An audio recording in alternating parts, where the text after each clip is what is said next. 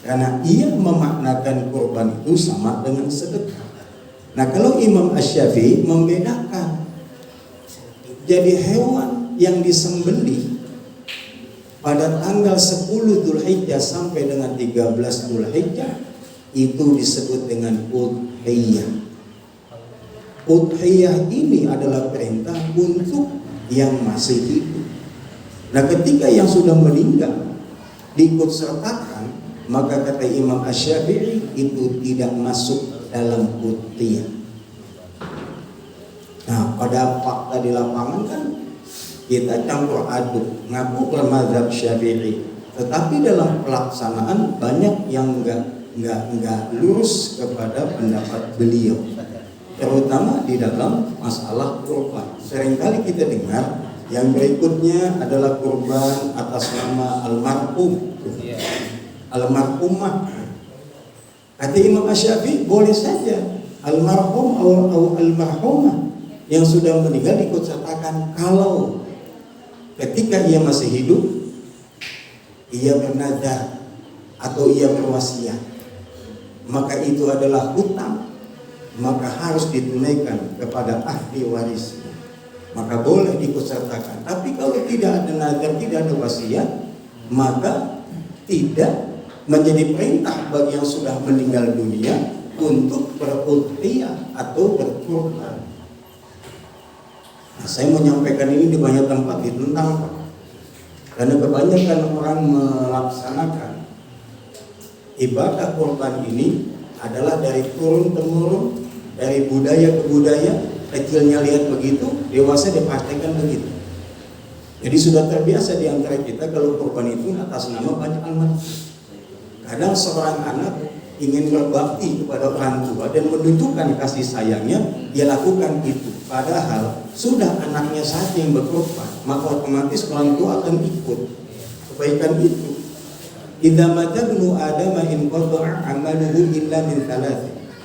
Ketika mati anak Adam, putus semua amalannya, maksudnya tidak bisa lagi melakukan amal ibadah.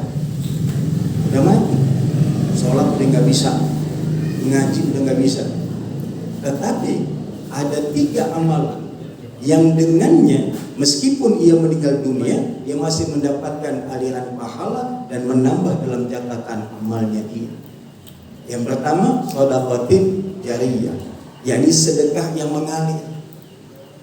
Dulu waktu hidup dia bangun majelis taklim, dia bangun pondok pesantren. Meninggal, selama ini dimanfaatkan, maka yang meninggal tadi, yang membangun tempat yang manfaat ini masih mendapatkan aliran pahala dan kebaikan, nambah-nambah catatan amal.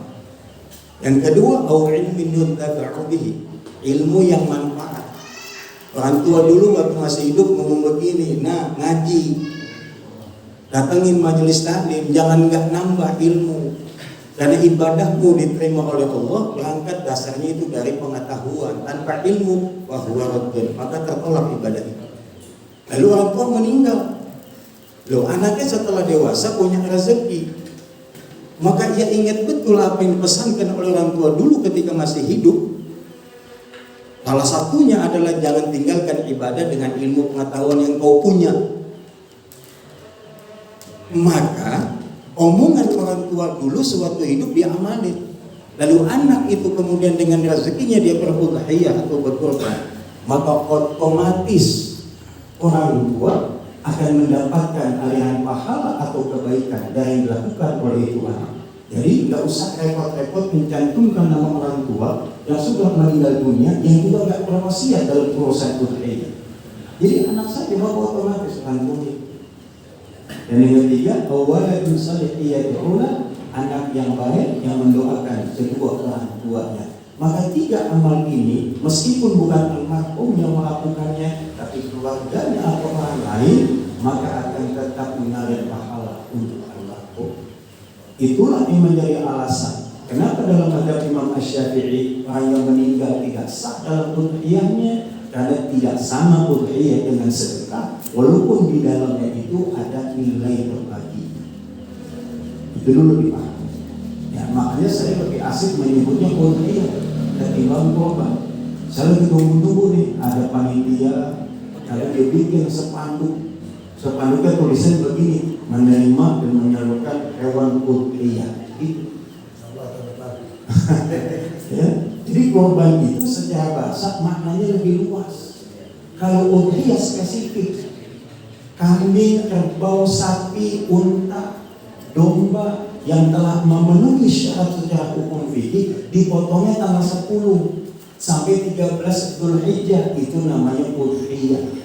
Di waktu pagi sampai dengan terbenamnya matahari. Nah, kalau dia potong di tanggal 15, seperti yang saya bilang tadi, dengan syarat terpenuhi juga hewan tersebut untuk disembelih, maka tidak disebut dengan udhiyah, tapi disebut dengan sedekah. Kalau tujuannya mendekatkan kepada Allah, secara makna bahasa adalah kurban yang berasal dari kata qariba, ini mendekatkan diri kepada Allah Subhanahu wa Ta'ala. Nice. Hukum udhiyah atau hukum kurban adalah sunnah muakkadah menurut mazhab Imam Asy-Syafi'i. Ya. Jadi hukumnya adalah sunnah muakkadah. Nabi SAW beliau tak pernah meninggalkan ibadah kurban sejak disyariatkan sampai dengan wafatnya beliau. Ini menunjukkan satu kekhususan beliau sebagai Nabi dan Rasul. Ada sesuatu yang diperintahkan Allah kepada beliau yang hanya berlaku untuknya, tapi tidak bagi umatnya. Karena ada kekhususan bagi Nabi dan Rasul, sebab beliau adalah Al-Mustafa yang terpilih. Nah, jadi beliau setiap tahun itu gak absen di dalam berudhiyah, menyembelih hewan kurban pada bulan-bulan yang ditentukan, yakni pada bulan Dzulhijjah. Nah, bagaimana dengan umatnya? Boleh dia meninggalkan kalau dia nggak punya kemampuan. Tapi bagi Nabi nggak boleh. Setiap tahun beliau melakukan itu. Rasulullah berudhiyah itu bikal syai, 2 domba, satu untuknya dan keluarganya, satu untuk umatnya Nabi yang miskin. Ya, saya belajar ilmu tahqiq hadis. Ada guru saya, yaitu Dr. Lutfi Fatullah Al-Marhum. Beliau guru besar hadis, ya, di IAIN dulu kuliah saya. Jadi S1 saya di IAIN, saya ambil jurusan tafsir. S2 saya juga sama, saya ambil tafsir. Dan sekarang pun saya masih lanjut dengan S2. Ya, di manajemen pendidikan. Lanjutlah terus belajar, nggak berhenti. Ya. Nah, jadi ada hadis yang sifatnya khusus. Nabi satu kambing untuk keluarganya dan beliau.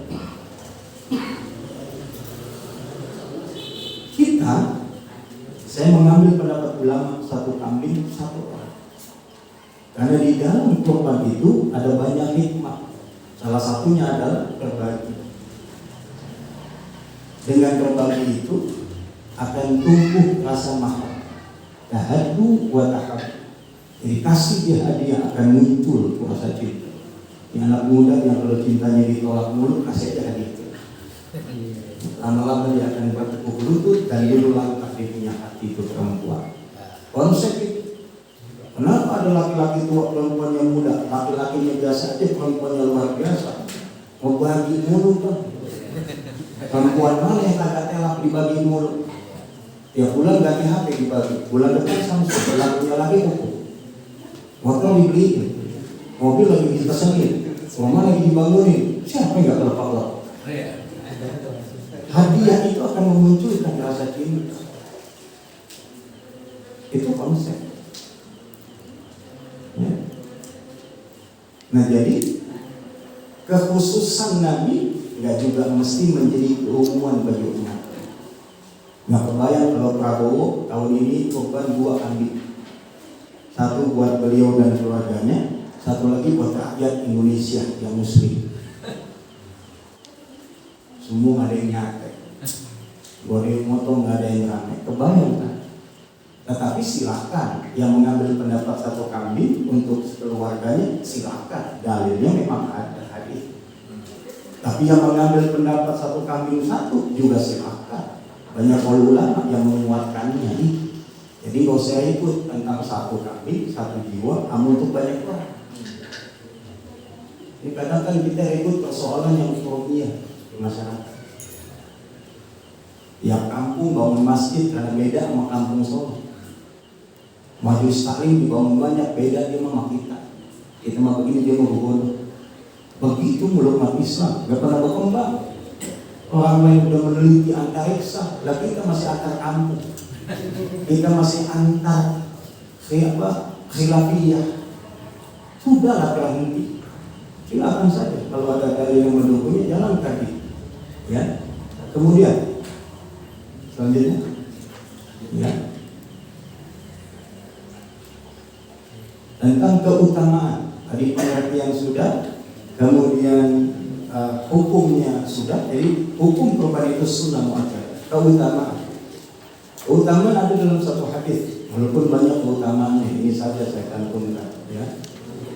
An Aisyah anna Rasulullah sallallahu alaihi wasallam, dari Aisyah, anna sesungguhnya Rasulullah sallallahu alaihi wasallam qala, bersabda, ma'amila, tiada suatu amalan ada minum min amali yauman nahr, tidak ada satu amalan anak Adam dari perbuatannya pada hari Nahr ahabbu ilallah, lebih dicintai daripada Allah, min ihraqid dam, daripada menumpahkan darah.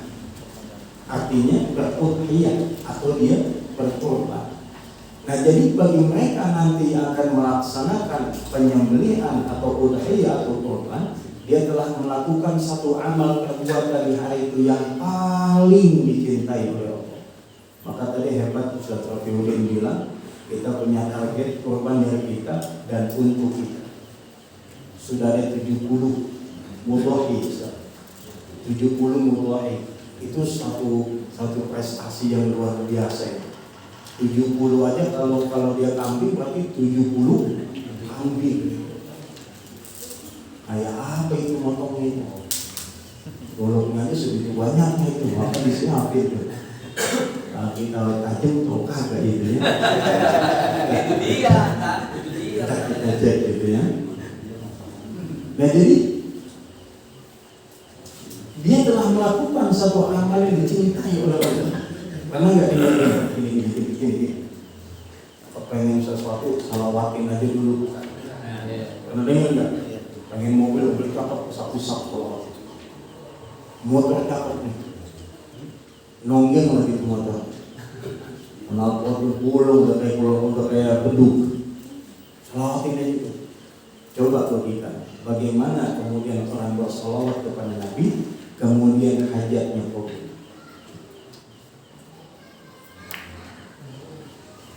Di dalam hadis, siapa yang bersalawat kepada Allah, maka Allah bersalawat kepadanya. Artinya, kalau ia melakukan amal yang diperintah, maka Allah akan cinta kepada dia.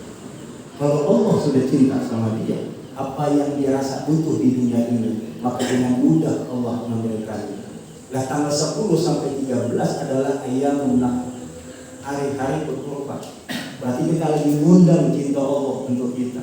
Setelahnya, maka apa yang kita minta dan itu baik menurut Allah, maka dengan mudah Allah akan mewujudkan apa yang kita inginkan menjadi sebuah kebutuhan dalam hidup.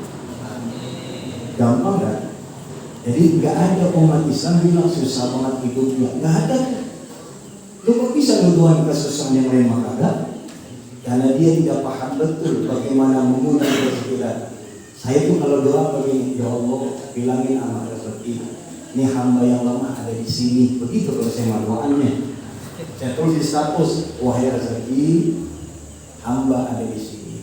Semoga Allah perintahkan untuk datang menemui hamba.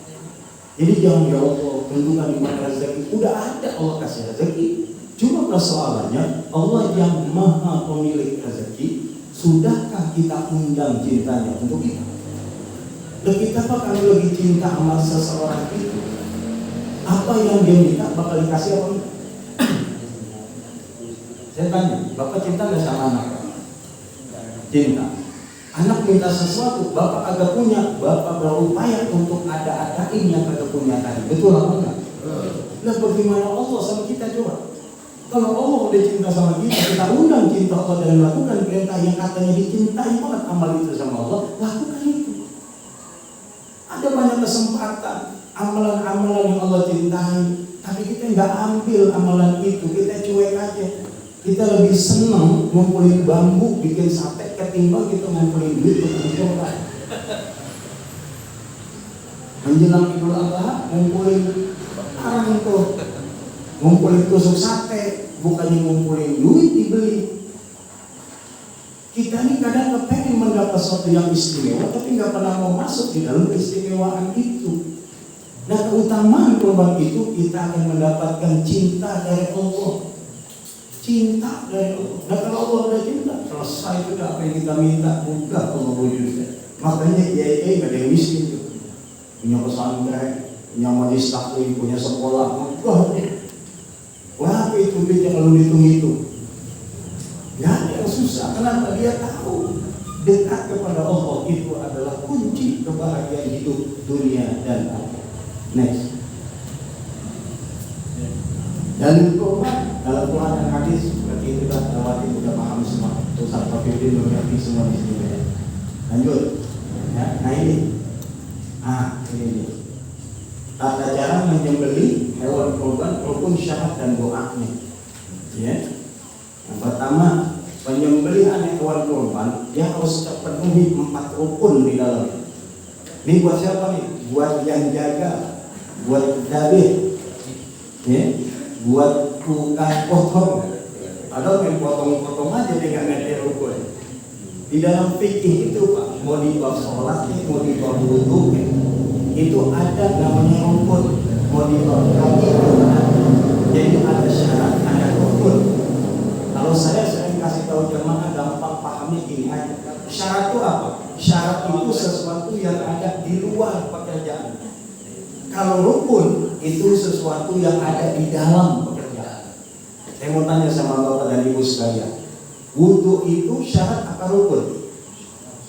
Dalam sholat, wudu syarat sahnya sholat, betul? Iya. Oke. Itu wudu ada di dalam apa di luar sholat? Itulah syarat. Membaca suratul Fatihah dalam sholat syarat atau rukun? Rukun.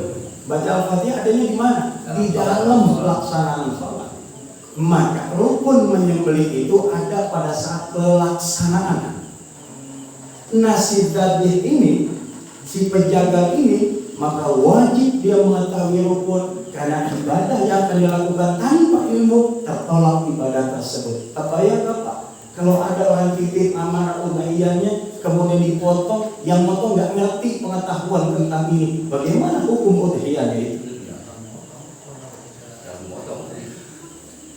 Ada bisa motong tapi nggak mau belajar tentang teori yang mendukung untuk kemudian syarat diterimanya sebuah ibadah. Hanya itu aturan dagang, lu motong pokoknya gue potong aja, gue baca bismillah, udah selesai gitu doang paling ini. Yang pertama pekerjaan menyembelih dzabhu, pekerjaannya ya aktivitasnya. Lalu yang kedua orang yang menyembelih namanya dzabih, jagal, tukang potongnya. Yang ketiga hewan yang disembelih, dan keempat alat untuk menyembelih. Alatnya bisa pisau, bisa golok, bisa pedang. Yang penting dari logam. Tidak dari bukan logam. Sembilu nggak bisa, walaupun tajam. Ya, yang diutamakan itu adalah dari logam. Ya, berikutnya syarat menyembelih. Nah, ini kita ngomong syarat belum, oke? Nih, syarat menyembelih satu, dia mesti orang Islam atau orang yang halal dinikah, dia orang Islam. Halal kita. Jadi non Muslim nggak boleh nyembelih, walaupun dia paling jago di situ. Nggak ada lagi yang paling hebatnya kalau nyembelih. Kita baru mulai dikit, macam dikit udah potong untuk leher sapi. Walaupun demikian, tetap nggak boleh. Harus Muslim. Aduh, Ustaz Wahyudin bilang udah pernah menggunakan jagal, jasa jagal nggak pernah. Berarti menghidupkan syarat di dalam menyembelih secara fikih. Yang kedua, nah ini hewan ghair maqdur itu yang dapat dikendalikan. Potong. Kalau nggak bisa dapat dikendalikan, nanti ada sedikit pembahasan yang berbeda. Maka ada namanya itu, kalau di rumah potong hewan itu di stunning namanya. Stunning itu dipilih sanit, tembak pas tidak,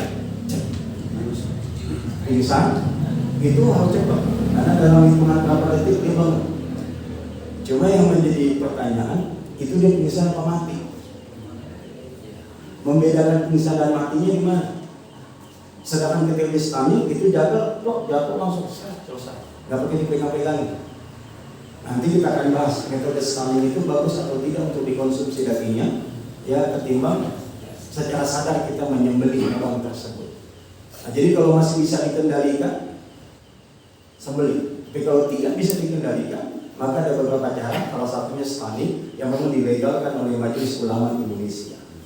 Berikutnya, nah, ini perlu diperhatikan. Ya, next. Oke.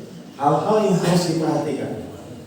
Penyembelih dia harus mengetahui mana saja yang harus putus di leher hewan yang akan dia sembelih. Ya, di situ ada yang beberapa melintang. Itu yang putih, ya. Itu namanya marik. Marik itu jalur masuknya makanan dan minuman. Ya. Kemudian yang biru itu namanya hulqum. Hulqum itu tempat keluar napas. Dan yang merah dua itu disebut dengan dua nadi atau arteri. Maka semua itu harus putus.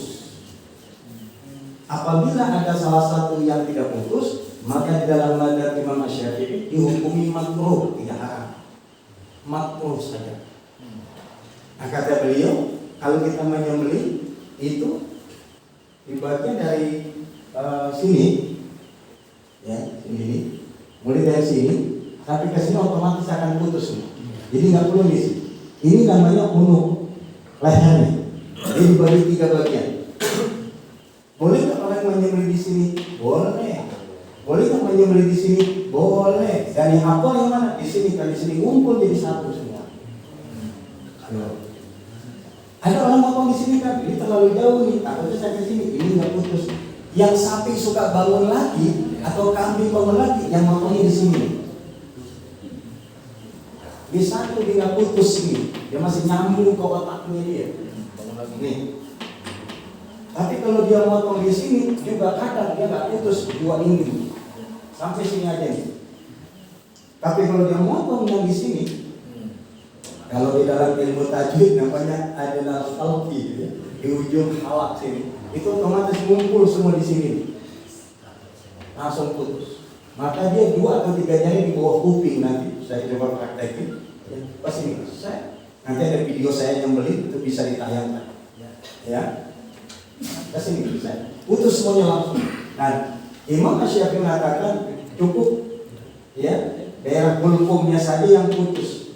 Coba cerdas Imam Syafi'i. Kalau Imam Malik semuanya harus putus wajib.